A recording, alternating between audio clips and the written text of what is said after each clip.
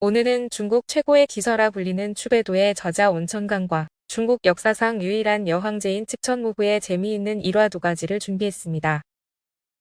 원천강과 측천무후에 대한 간단한 소개와 함께 그 두 분의 이야기를 같이 보시겠습니다.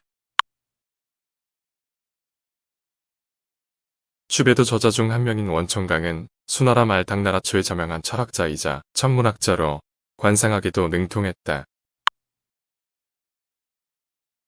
무조는 당나라 개국 공신인 무사학의 처녀로 636년에 당태종의 후궁으로 입궁한다. 649년 당태종 이세민이 사망한 후에는 후서를 두지 못한 선제의 후궁은 비구니가 되어야 한다는 법도에 따라 머리를 깎고 감업사에 들어간다. 당나라 3대 황제인 당고종 이치는 태자일 때 무조에게 반했었는데 무조 또한 이치에 반했었다고 한다. 이치의 황후왕씨는 당시 이치의 사랑을 독차지하던 소숙비를 질시했는데 소숙비를 떼어놓기 위해 이치에게 무조를 후궁으로 삼으라고 부추겼고 650년 무조는 이치의 후궁이 되어 다시 입궁하게 된다. 궁으로 돌아온 무조는 황후왕씨와 결탁하여 소숙비를 패출시키고 그 후에 왕왕후까지 폐사인시키며 655년에 당고종 이치의 황후가 된다. 이치가 사망하고 황태자 이연이 황제에 올랐으나 무조는 그를 폐위시키고 690년에 국호를 주로 고친 후 15년간 황제로서 중국을 다스렸다. 2. 어린 측천무후의 관상을 보다. 원천강은 관상학에도 능통했기 때문에 일생 동안 수많은 사람들의 관상을 봐왔다. 그 중에서도 가장 놀라운 것은 여왕제 무측천의 어린 시절 관상을 보았던 일화이다. 627년 어느 날이었다. 원천강이 무사학의 집에 방문했을 때 무사학의 부인이 매우 부귀한 관상을 가진 것을 보고는 놀라움을 감추지 못하며 이렇게 말했다. 부인의 골법은 반드시 귀한 아들을 낳을 상입니다. 원천강은 무사학의 부인이 낳은 자녀들이 모두 매우 존귀할 것이며 영화로울 것이라고 하였다. 무사학은 그 말을 듣고는 서둘러 다른 자녀들을 불러내어 원천강에게 보여주었다. 원천강은 먼저 무사학의 전처가 낳은 두 아들인 무원경과 무원상을 보고는 이렇게 말했다. 이 두 아이는 장차 나라를 지키고 가문을 빛낼 주역이 될 것입니다. 하지만 삼품 벼슬까지 할 수 있을 것인데 그보다 더 높이 오르지는 못할 것입니다. 이어 원천강은 무사학의 큰딸인 무순을 보고는 이렇게 말했다. 이 여식은 두 아들보다도 더 큰 부귀영화를 누리게 될 것이지만 남편은 이롭지 못할 것입니다. 원천강의 말을 듣던 무사학은 그의 능력을 한번 시험해보고 싶었다. 그래서 이모를 시켜 어린 무측천에게 사내아이의 옷을 입히게 하고는 원천강에게 보여주었다. 원천강은 어린 무측천을 보고는 크게 놀라며 이렇게 말했다. 용의 눈동자의 봉황의 목이니 지극히 귀한 상이로다. 그리고는 고지어 탄식하며 이렇게 말했다. 아쉽게도 사내 아이구나. 만약 여자아이였다면 천하의 주인이 될 것인데. 무사학은 그 말을 듣고 매우 놀랐지만 마음에 담아두지는 않았다.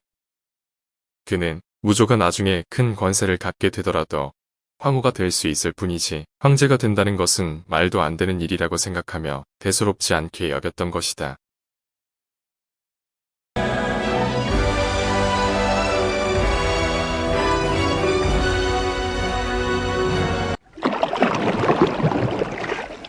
이 원천강의 목숨을 구한 8글자.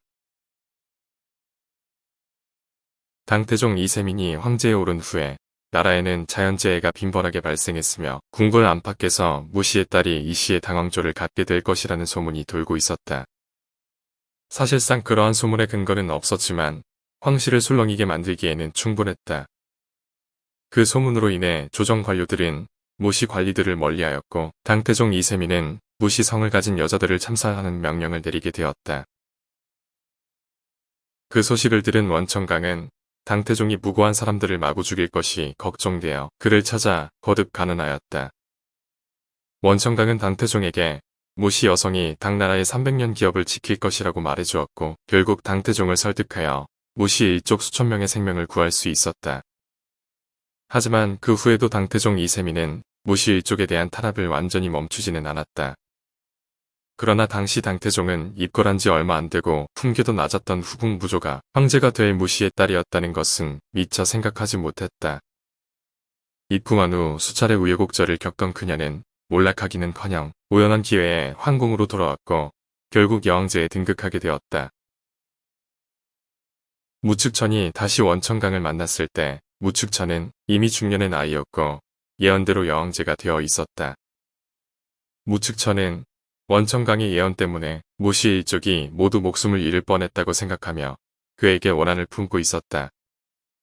무측천은 황제에 등극한 후 원천강을 잡아들이라는 명령을 내렸고 원천강에게 유사스러운 말로 사람들을 연옥시켰다는 죄명을 씌워 그를 죽이려고 하였다. 그때 죽음의 위기에 있던 원천강은 무측천을 보며 담담하게 한마디 하였다.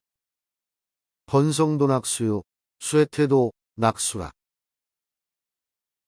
무측천은 그 말을 듣고는 매우 당황했지만 애써 침착한 척하였다. 그리고는 원천강에게 그 말이 무슨 뜻인지 물었는데 원천강은 어떤 대답도 하지 않고 미소만 지을 뿐이었다. 원천강의 태연하고 차분한 태도에 무측천은 잠시 고민에 빠지게 되었다. 원천강을 살려둔다면 훗날 화근이 될 것이라 생각했지만 만약 그를 죽인다면 누구도 그 예언을 풀 수 없을 것이었다. 결국 무측천은 원천강을 풀어주고 그에게 재물을 하사하여 계속해서 전국 각지를 유람할 수 있게 해주었다. 그 일이 있고 얼마 뒤 원천강이 말한 8글자 예언은 정확하게 적중하였다.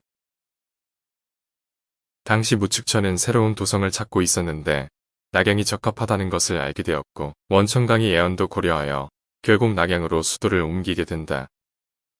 낙양으로 도읍을 옮긴 후 모든 정사가 순조로웠으며 무측천의 주나라도 이때 전성기를 누리게 되었다.